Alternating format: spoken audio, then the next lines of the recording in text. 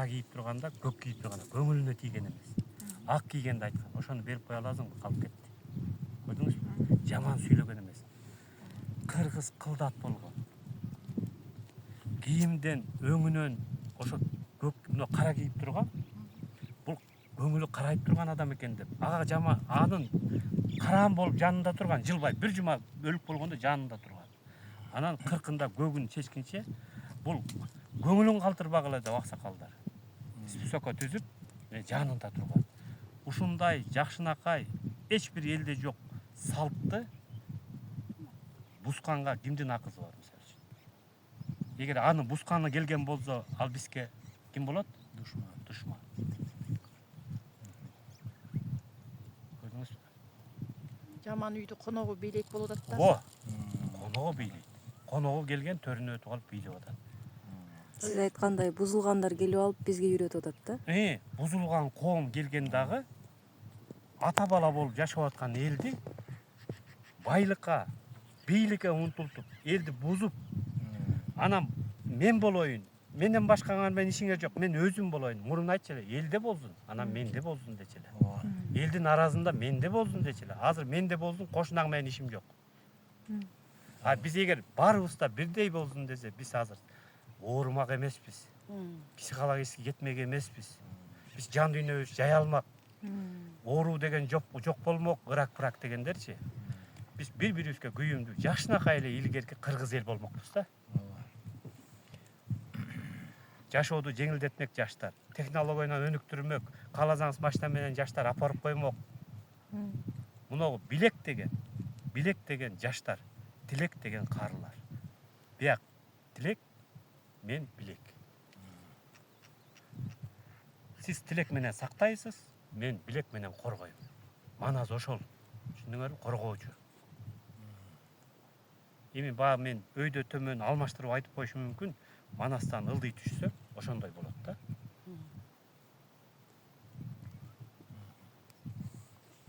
Эми ошону түшүнүп алсак, ошону чогулуп туруп, төрт кыргыз төрт тарапка карабастан бир манастын алдына биригип алсак, анан касиет бар.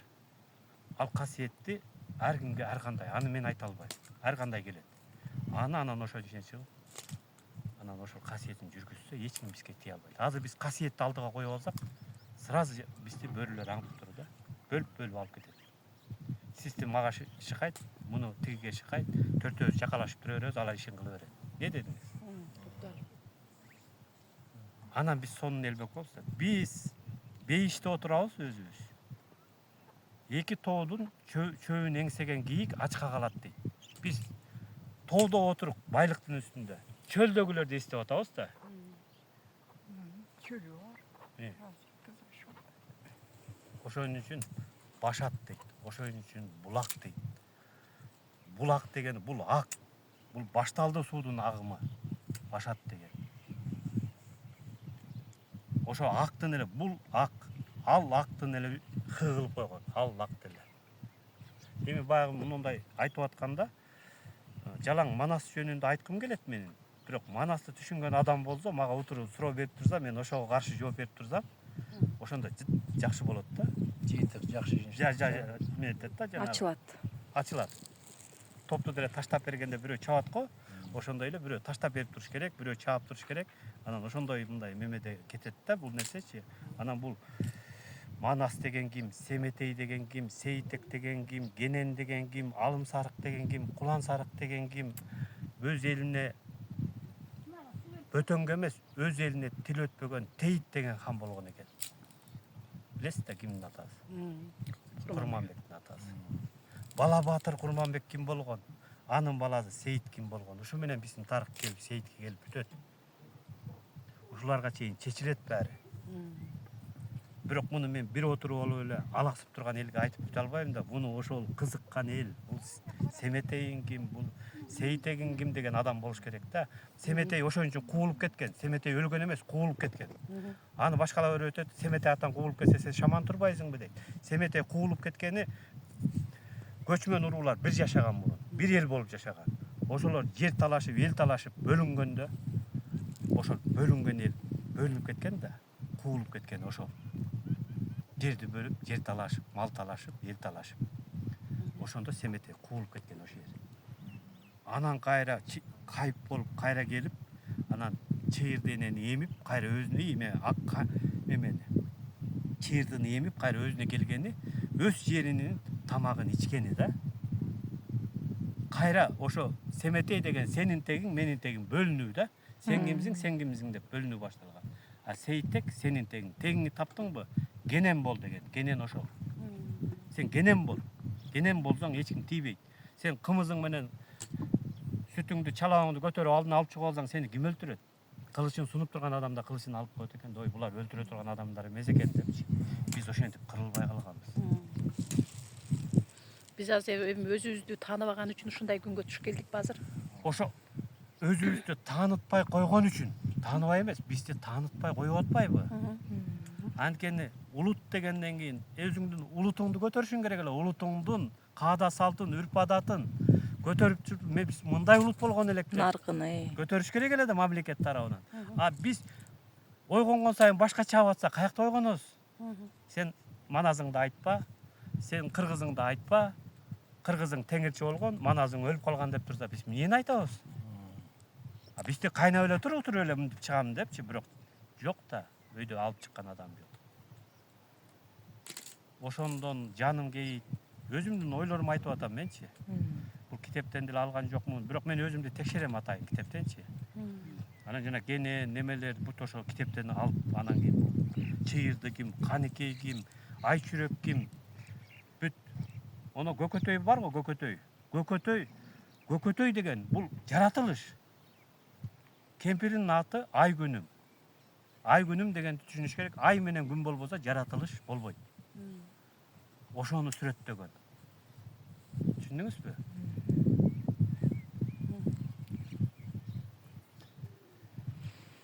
Асырап маани берген асман жаратылышка. Маани берип асыраган Манас ата элди. Асырап деген коргогон деген сөз. Көлөкө жеке кызымды бактым эле, көңүлүнө тийбей асырап ал дейт го, коргоп ал деген сөз. Батыр деген башын үзө чапкан батыр эмес, батыр деген баарын койнуңа батыр, тооктун жөжөсүндөй кылып.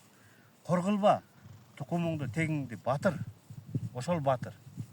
А бизде көтөрө чаап өлтүрүп койгон батыр эмес. Ошонун баарын маданий жака киргизиш керек. Бул батыр деген эмне экен? Бул чыйыр деген эмне экен? Чыйырды деген бул биздин жол, чыйыр салган жол. Мындай жеңгел болгондо бирдеке өтүп кетсе айтат го, эмне жерден чыйыры кетиптир дейт го. Эненин салган чыйыры. Ошон үчүн энени айтат экен. Эне үйдүн шам чырагы билиги, ата үйдүн аска зоо тиреги дейт экен да. Шам чырагы билиги дегени, биликти күйгүзсөңүз жарык болуп шам болуп турат да. Аска зоо тиреги деген ошол бала чака эне атага таянып турат экен да. Ошон үчүн жаның казык, каның азык дейт экен да. Атанын жан берген казык, эненин канынан келген азык. Баланын азыгы эненин киндигинен, канынан аркылуу өтөт экен да. Эне кан эненики экен да, азык болот экен. Түшүндүңүзбү? Ушулардын баарын түшүнсөк, биз наоборот бирөөгө акыл үйрөтүшүбүз керек экен өзү негизичи.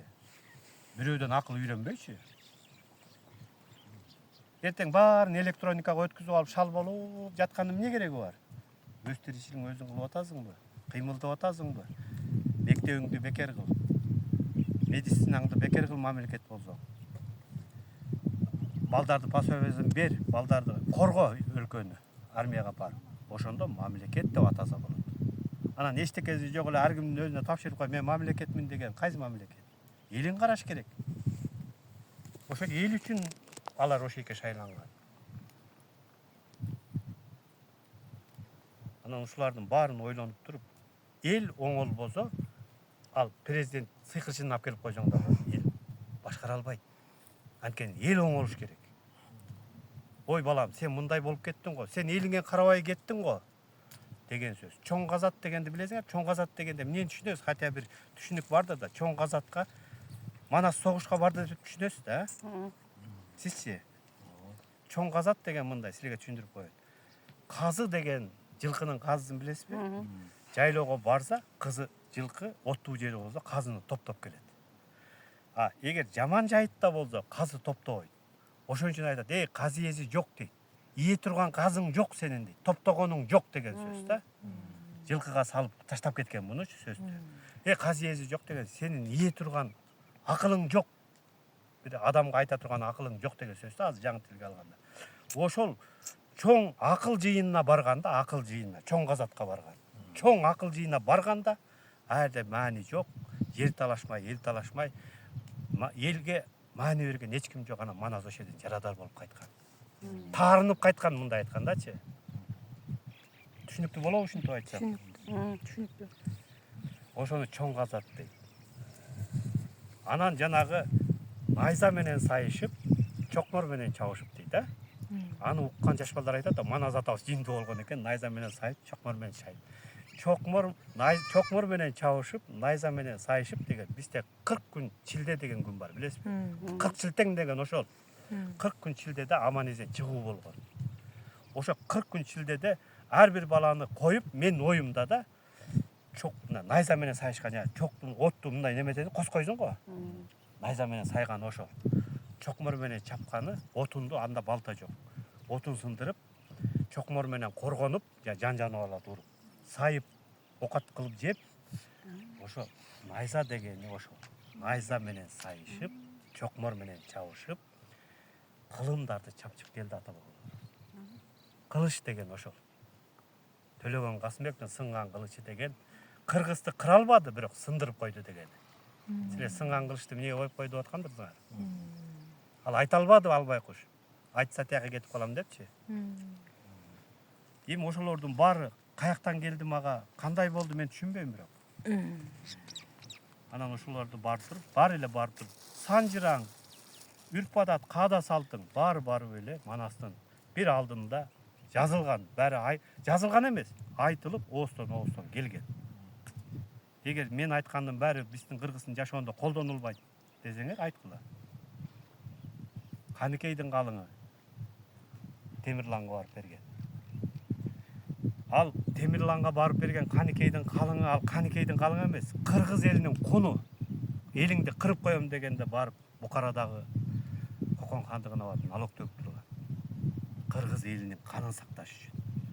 Ошол кунду кыргыздын калыңына жаткызган, салтка киргизип. Ошон үчүн калыңсыз кыз болсо да каадасыз кыз болбойт экен. Каадасын айтып, бир аш кабакада кызын берген экен кыргыз. Бирок кааданы айтып коюш керек экен. Бир күлүк менен бир сулуу кыз бир айылды баккан экен. Ошол күлүк өлүп калганда өкүрүп түшчү экен айылга. Анткени айылды багып аткан күлүк өлгөн экен да. Бир сулуу кызды көз артып, бир байдын баласына 9 мал бересиң. Анткени 9 отурчу экен. 9 байлар ошолор. 9 түтүн кылчу экен.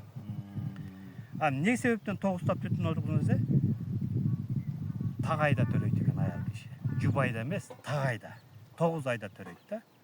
Ошо 9 санак жок да. 9 үйгө неметип, баланча болду дагы. Мына 8-үйгө келди, кийинки айда мен келиним төрөйт. Көрдүңүзбү? Санак. Ошон үчүн 9 бай. Түшүндүңүзбү? Ошентип Санжыра кетет бияктанчы. Ошентип салт кетет. Ошентип каада кетет. Салт деген бул кыргыздын эрежеси.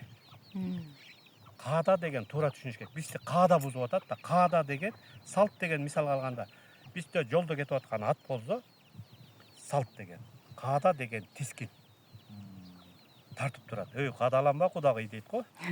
Төш ылдый дейт го мындай. Каадасын айтып өйдө кичип кеткенде. Мындай айтканда, ашыкча бутактап кеткенди бутап турушубуз керек. Бизде бутактап кетти да. Анда сепичка болгон эмес, анда шуба болгон эмес, анда неме. Ошолордун баары каада өрчүп кеткен, чайлап кеткен. Биз бутакташыбыз керек. Салт таяна турган бир бутакты калтырышыбыз керек. Калганын буташыбыз керек. Болду. Ысырапкорчулукту тыйышыбыз керек. Анткени багы салатың, өлгөн жерде 4 бурчтук борсок, оймоң, сары майың, азелиң турсун. Башканын не кереги бар? ошол ата бабаң даамтатып келген тамак аш эле турсун, салатыңа эмне кереги бар түрлүү. Анткени ал күтүүсүздөн келди. Бирок жөрөлгөңдү кыласың да ата бабаңдан келген. Ата бабаңда ал жүзүм, пүзүм, ал меме турган эмес. Сары май, азел, төрт бурчтук борсок. Борсоктун да түрү бар. Төрт бурчтук кескен борсок жамандыкка кезилет, төрт бурчтук болуп. Төрт тарабы куула деген сөз да мындай. Төрт бурчтук кезилген бул жерде Куран окутту, же аш же өлүк болуп аткан кезде тасторкондон түшүнгөн. А үч бурчтук мындай кубик кылып кескен, бул өркүнүң өссүн. Той болуп атат бу жердечи. Тасторкондон сизден сураган эмес, тасторкондо карап эле билип койгон. Ошончолук аң сезимдүү, акылдуу болгон ата бабаларыбыз. Көрдүңүзбү? Анан биз ошолорду жоготуп алып, анан башка бир бизге тогошпогон чөйрөнү карап отурук да. Ушул жерден база айтып коеюн. Орустар 70 жыл башкарды бизди. Иван, Сергей деген ат жок бизде азыр. 28 жылда 80% арабча ат болуп кетти. Атың өчкүр деген ошол. Биринчи атың өчөт, экинчи салтың өчөт. Анан сен кайсы кыргызсың? Манинин баары ушул жерде. Ошон үчүн айткан. 40 чорону 41-чиси Манаста, 41 чоро болгон да, 40 болгон, Манас менен 41 болгон. Таспайматка дайындаптыр. Манасчы багы неметкен го, чарчаган, чалыккан да. Бул эми мен жомок айлантып айтып атам. Анан Таспайматка берип ордун. Манас өзү 40 чоронун катарына кошулган да. Кошулганда Таспаймат келген дагы чоң казаттан келген. Буну эми согуш деп койгон, эми жана акыл ордосуна барган да, казатка барган. Анан барганда келгенде санаса эле 40, бир чоросу жок. Бирок Манас айтканда бир чоро жоголсо кет башың менен жоо бересиң деген да. Анан келгенде жок, санай чыкпайт. Анан Таспаймат өлүмгө буйрулат да. Сен бир чороңу билбесең, ал өлүмгө буйрулганда ким бир адамын кемитсе өлүмгө буйрулат да, дайынсыз. Анан Таспаймат макул болот. Мен эми жоготтум, мен билбейм ким жок экенин. Тез анан үрүп айтып атпайбы? Эй, сен Манастын ордуна сен келип анан эсепте Манас бар го деп. Деп анан үрбү өлүмдөн алып калат немени. Таспайматты. Таспаймат деген себеби Манас деген маани берген эмес адамдаргачы жүрө берген да. Анан билбей калган да. Азыр биз ошондойбуз да, маани бербейбиз, жүрө беребиз. Эсепке келгенде чогултпайбыз. Илгери айтчу эле, кызың каякта, балаң каякта, каяка турмушка чыкты, ононун кызынын мынча баласы бар экен, мунун баласынын мынча баласы бар экен деп эсептеп жүргөн. Топ-топтогу уруудагы аксакалдар. Азыр аны тим эле кой, үйүңдөгү балаң эсептей албай калдың, каякта жүргөнүнчү. Бир карасаң Америкада, бир карасаң Россияда, бир карасаң немеде. Анан баары эле жашоо жакшы дейт. Балдары таркап кеткен. Кечинде бири коюң жок болсо жакшы жата албайсың, а булар беймарал го, баары жакшы. Мен ушуларына күйөм да, просточу. Менин айта турган маселем ушу кыргыз жөнүндө эле. Мен башкаларга киришим жок. Эгер мен айтып атканым башка улутка тиешелүү болсо айтып койгула, сен башка улуттукун айтып атасың деп.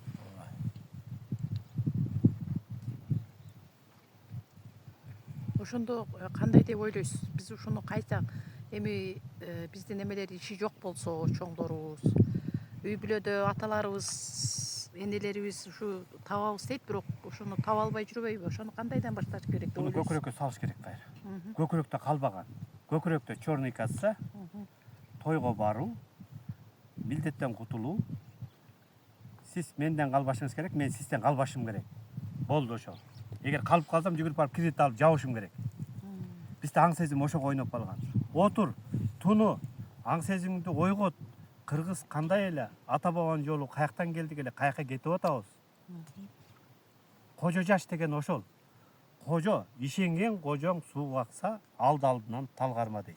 Кыргыздын макалы бекер айтылган эмес баары.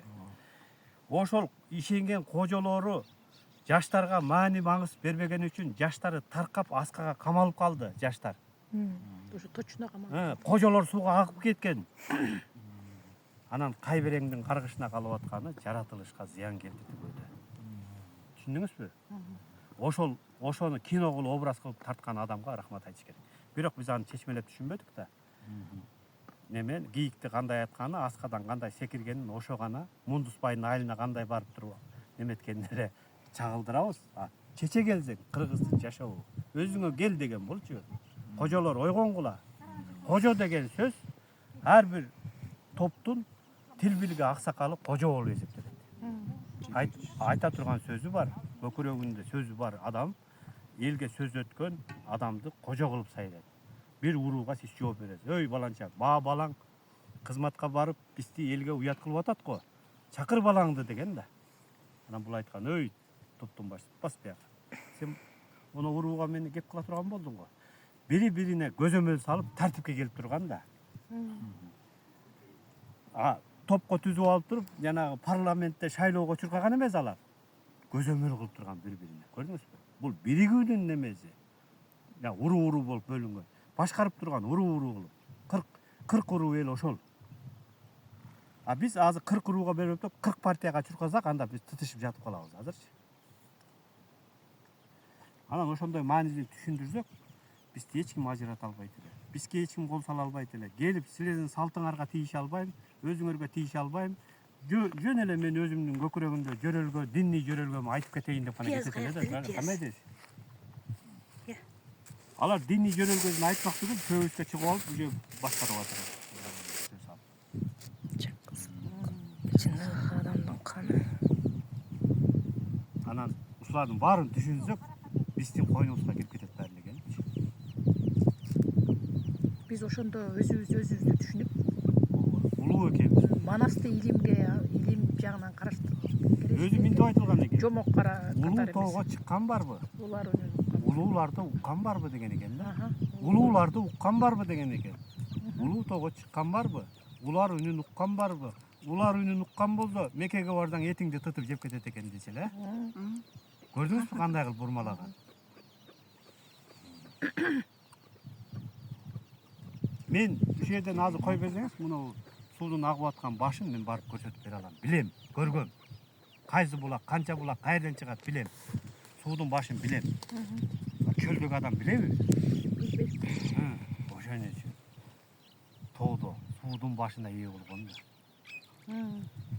Эл башы болгонча суу башы бол дейт го. Биздин макал бекер айтылган эмес. Бардыгы Макалдарга катып койгон да. көп адамдын ою менен чоң казат ошол акылдын казатына барыш керек дагы. Ошол жерден ой топтоп туруп, анан биз ол жака талап коюшубуз керек. Биз кыргызбызбы? Мыйзамдар кыргыздын салтына жараша чыгыш керекпи же биз Европабызбы? Мыйзам деген салтка жараша чыгыш керек да. Сен өзүң тоодо отурсаң, Европанын мыйзамын киргизип койсоң, закондорду кабыл алып койсоң, жолуң жооп бербесе. Мойнуң үзүлүп өлүп атсаң, учуртуп барып. Ан үчүн Европа болуш үчүн жолду оңдош керек да биринчи. Анан налог салыш керек да. Ошол үй бүлөдөн башталат го дейм менимче. Үй бүлөдөн. Элден. Аксакалдардан. 60ка чыктыңбы? Отур, туну, чөйрөңдү кара. Эмне болуп атат? Мен ушул жерде отуруп, сайдын ичинде эл кандай турмуш көрүп атканын билип турам да. Анткени белгилүү. Кокуй бедеңе чурка, кокуй малыңды сат, арзандап кетет экен сат, кымбаттатып кетет экен ал. Андан башка ой калбады элде.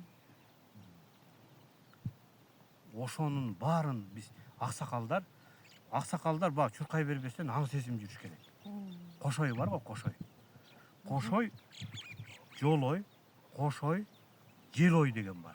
Билесиз да манаста? Желой деген келип чыгып кете берген ойлор. Ар ой келет да сизге. Келет, чыгып кете берет. Аны кармай албайсыз. Ал желой. Чарой. Жолой бар. Сиз жолдо кетип атып ойлоносуз. Жолой. Бул жаштардын ою. Жолой деген жаш, ошон үчүн жолой жаш. Кошой деген кары. Ал кошой деген ойду калчайт. Ой, эки ойду, мына ойлорду салып калчайт дагы. Мунуң жарабайт, сен ал жолго чыкпа. Мунуң жарайт, сен жолго чык. Сайкал эне, акылыңызды айтың, батаңызды бериң, кожо жаш айтат го. Биз жолго чыгайлы. Ой, муун жүлүң бош экен. Сен кожо жашка жүк болосуң. Сен кожо жашка шерик боло албайсың. Сен кал, касен сен бар дейт го. Эмнеге ошол жерде аксакал отуруп, бул сайкал энеден сурап атат? Анткени бул тил билге. Бул сындайт, бул билет баары. Ошон үчүн будан акыл сурап атат. Сайкал эне, бул бала жете алабы ошол жака деп? Кожо жашка шерик боло алабы? Ошон үчүн билген адам жол көрсөтөт да. Билбеген адам токойго апарып тытытат же аскадан учуруп берет. Туура. Буну ушундай эле жашасак бизгечи дүнүйөнүн деле кереги жок эле, эчтекенин деле кереги жок эле. Биз бири-бирибиздин көңүлүбүздү карап, бейпил жашасакчы, адамдар оорубайт өзү. Биз ооруду ар жагынан издеп атабыз го. Оору күнүгө күнү жатып дүнүйөнү ойлогондо. Ошондон болот.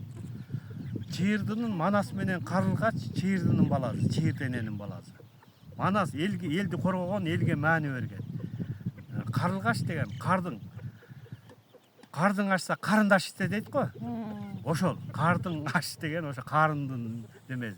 Анан чыйырды 50ге чейин сорго төрөбөй анан төрөгөн го. Анан баг дөөлөттү алып атат. Баг дөөлөт токолу. Баг дөөлөттөн алган себеби бул жомок кайрачы, жомок. Мен ошо жомокту кайра чындыгы баг дөөлөттү алганы бул чыйырдан төрөгөн элге маани берип, элди караган бала, баг дөөлөттөн төрөгөн абуке көбөш алтарам байлыкка, дүнүйөгө берилген балдар. Кыргыздынчы. Байлык, дүнүйө, эл менен иши жок. Ошон үчүн абуке көбөш алтарам ошол. Биз ошобуз азырчы. Биз Манаска өтүшүбүз керек. Чыйырды энеге, Карылгачка өтүшүбүз керек. Кардың ачпы, карындаш дейт. Азыр карындаш эмес. Энеңкине барсаң дагы ченелүү баары. Не дедиңиз? Ошолорду түшүнүп билсек, анан ошолорду тастыктап бере алсак, анан биз кыргызды ойготобуз дагы. Ой, сен диниңди алып келипсиң. Коногум, абдан сонун экен. Диниңди биз кабыл алабыз. Бирок бул ишенич. Сенин диниң биздин салттан өйдө кете албайт. Биз айткан жолдо турат, биз айткан жолдо басат. Ал ишенич деп туруп анан ордуна коюш керек да. Ишеничте ар бир адам ишеничти жаратса болот. Мен буну динди кабыл алам, бул динди кабыл алам. Кыргызды тандай албайсыз. Кыргызды Кудай жараткан кыргызга. Бул тандоого жатпайт, буну тандай албайсыз. Динди тандаса болот. Кандай дедиңиз? Болот да тандаса. Болот тандаса. Кыргызды тандай аласызбы? Жок, тандабайт. Өгөлөгө элдердин арасында турсаң да сен кыргыз экенсиң деп таанымалсың. Кудай жараткан. Урукту. Кыргыз кылып жараткан бизди. Ошон үчүн урааным Манас, улутум кыргыз дейт. Ошон үчүн Советтер Союзунда ура десе биз Манас деп уран чакырышыбыз керек эле да азыр армиядачы. Ошондо ойгонот эле Манас. Калышы мүмкүн, же өйдө жылышы мүмкүн, бирок көпчүлүк менен. Эми азыр сиз ошонун мезгили келип калды деп ойлойсузбу? Оңой эле биригип кетиши мүмкүнбү? Мезгили келип калды эмес. Биз кеч калдык. Биз баш көтөргөндө ойлонушубуз керек, башка бирөө чаппайбы депчи. Жөрмөлөп, секин, эки жакты караш керек азыр. Башыңды көтөрө калсаң, токмок үстүңдө тур азыр аңдып. Ошо тейит айтып атат да. Өз элине тил өтпөгөн, өзгөгө тил өтпөй, өз элине тил өтпөгөн тейит деген жаман кам болду деген. Ошо элдин өзүн өзү бартабай алганын айтып атат да бу жерде. Түшүндүңүзбү? Көрдүңүзбү?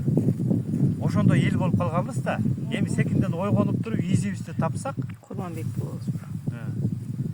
анан Курманбекти табабыз, анан баласын Сейитти, анан бизге аккан келет мыяктан таластан.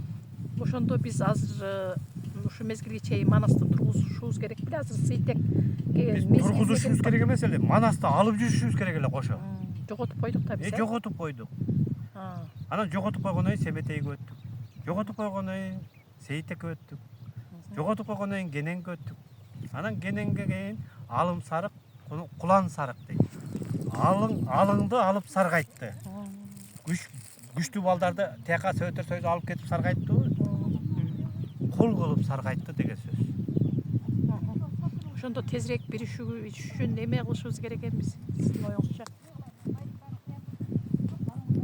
Менин оюмча, эгер менин оюм койсо, мен эртең эле ошо кылып тургузуп коймокмун да. Бирок аракетке карайт. Адамдардын кыймылына карайт. Анан ошого жараша же болот, же болбойт. Эгер менин оюм болгондо мен бүгүн кечинде тургузалы эже деп айтат элем да. Бүгүн кечинде. Кеч кала элек. Эми кыргыздарга айтат го, биз Кудайдан кийинки элбиз, жараткандын бизге көзү түз дейбиз да. Ошо көзү түз болсо, ушу тезирээк аракеттерибизди жасасак жакшы болот экен анда. Түшүнүк керек. Тез болбойт, тез болбойт. Адамдардын аң сезими Түшүнүк албы? Кыргыз балта чаппаган. Кыя барбы? Кыргыз кан акпаган. Ошондо сиз азыр кандай ойдо калдыңыз? Кыргыз көп болгон деген ойдо калдыңыз. Ошондой ойдо калдыңыз да? Ооба. Эми ошончо болсо кай балта чаппаган? Кыргыз көп деп ойлодуңуз да? Ал мындай. Кайың барбы? Кыргыз балта чаппаган деген кайыл болуп кыргыз. Балта деген сөз. Баалап, талдап, кылым чапчып келди деген сөз. Баалап, талдап, кылым чапчып келди деген. Кыя барбы? Кыргыз каны акпаган деген. Кыя албай, кыргыз канын актап келди деген сөз. Канын кыя албай актап келди. Ошон үчүн жоголбой келди ушуга чейин. Эгер кыйып койгондо анда туруп. Анан азыр дагы ушиге кылчый кетейин. Икени кый деп атат. Мен сиздин эшигиңиздин алдыңызга бир терек тийсеңиз, мен кыйып салсам жакшы болобу? Жок. А эмнеге кыйып атат азыр булар? Нике байлап деш керек да, өзүн нике байлап. Эки бакыр бир тукур деген. Никенин сөзү ошол. Эки бакыр бир тукур деген сөз. Экөөңө бак айтсын, биригип тукумула деген сөз. Түшүндүңүзбү? Ана кыйып сал деген жок да. Эми муну айтсаң азыр мени колдойбу, же тигилерди колдойбу элдер азыр көпчүлүк мисалы үчүн. Төртөөң тургула ойнап болуп жүзү турат да. Чиригеле чирик, чиригеле чирик деп. Ошо сөздөр менен эле тосулуп калган экен да көп нерселер. Мисалы үчүн тушо кес дейт. Кес дебейт, аны чеч деш керек. Боз үйдө дагы ошондо. Тушу чалынбасын, чеч. Аны биз кесип салып атабыз. Кесип кайра чалынтып атпайбызбы жолун байлап. Ошону киргиздирип койгонун айтсаңар, именно ошондон баштатып. Ошон үчүн эми мындай, мен ошол жерде көп деле айтпайм. Ата мына каада, салт, үрп адат дегенди чечип кетейинчи силерге. Каада деген айттыма салт жана тизги. Салт деген жолго салынган эреже. Үрп деген үйрөнгөнүм, мен атамдан үйрөнгөнүм. Адат дегеним кылганын кылып адат болуп калды. Бизге 7-чи кылымдан бери арабтар башыбызга куя берип адат болуп калды да. Бул адатты кетириш кыйын, адат калбайт дейт го.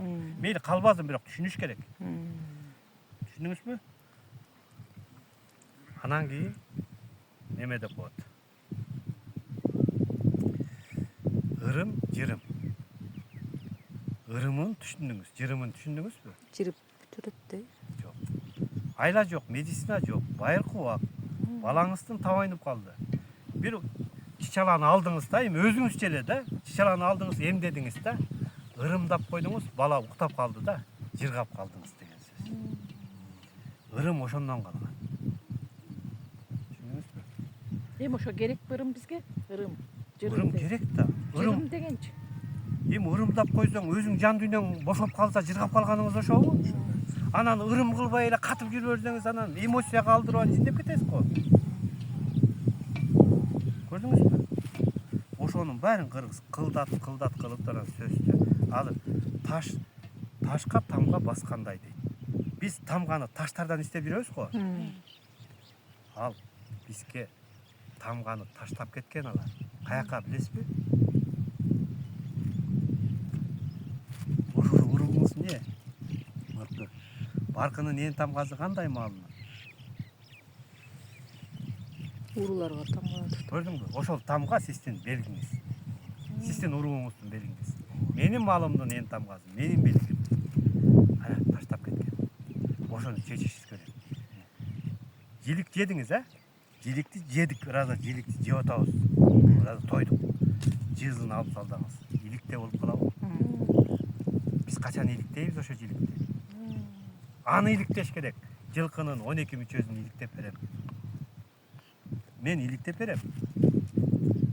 Бирок мага уга турган мындай бир мени коской турган адам керек, мындай айткандачы.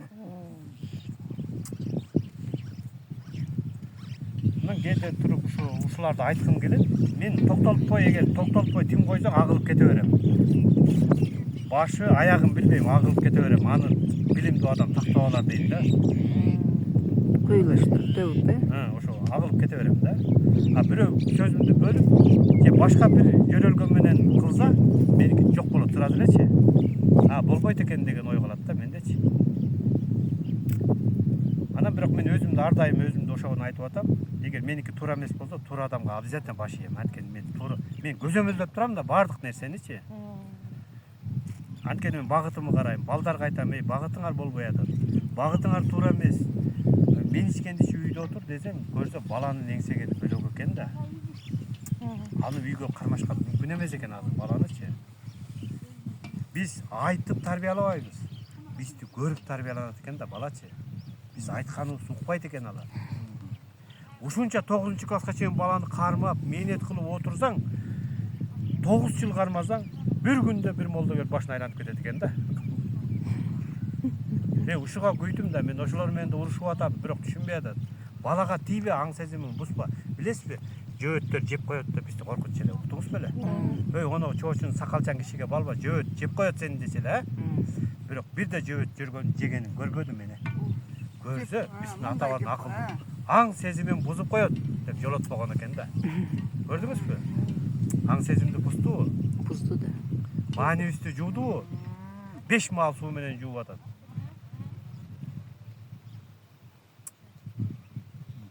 Биз долон элек да, өзүбүз өскөн, о жерде долон. Долон бий бар го. Куябы, куйбайбы өзүбүз. Өз жерибизде, өз элибизде. Алар 5 маал суу куюп туруп, чынар терек өстүрүп атыр. Эртең көлөкөлөй кылат элчи. Мына, ону кыргыз үй тур. 2 жыл болду да, сизге көрсөтөм келген сайын. Ушуга жабдык алганы, балда чака үйдөп атам да, каражат жетишпейт. Барсаң эле 1 сайга мешит салынып калат. Мен таң калам ошого. Мен немеден көрдүм. Бир бала 3 баласы бар экен. Бир баласы колунда бар экен, апасын Меккеге жөнөтөм деп калыптыр. Анан бир баласы там салып аткан экен. Казакстанда. Анан баласы неметкенде апасын даярдан дегенде, анан апасы жанагы там салып аткан баласынан кабар алайын деп коюп барса, тамы бүтө элек экен. Анан барып эле энеси тамын айланып атыптыр да. Апа, эмне айланып атасыз? Деди, ишин кылып берди, анан айланып. 7 жолу айланып тамын. Анан үйүнө келип, балам менен кеттим деп базы берди. Үйүнө келип тиги баласын айтыптыр. Мен жана Меккеге бара турган акчаны жана үлкөнгө салып кой. Мен барып келдим Меккеге. Үйүн 7 жолу айланып келдим, үйүн бүтөрүп алды. Көрдүңүзбү? Азыр мынякта тууганы ачка ыйлап атыр, ал арабка акчасын көтөрүп кетип атыр. Майлы, биз тоодо экенбиз, тоогубузду жыгачап, же эмнеде бирөөдүн малы чолок болуп калса теңгене кылып жеп жашайбыз. Шаардагы мынага окшогон жаш кыздар, жаш келиндер кантип оокат кылат? Эгер эри жок, жезир болсо, кандай кылып оокат кылат? Биз аны ойлогон жокпуз да. Анан иттин этин жеп аттыр, анан эшектин этин жеп аттыр. Молдач болсо богун жеген дейт деген макал бар, билесизби? Ачка болсо менен жейт. Эртең ооруп калса, бул кыз ооруп калса, балдарын карай албай калса, сөбөттүн акчасын ким төлөйт? Ошону ким ойлош керек эле өзү?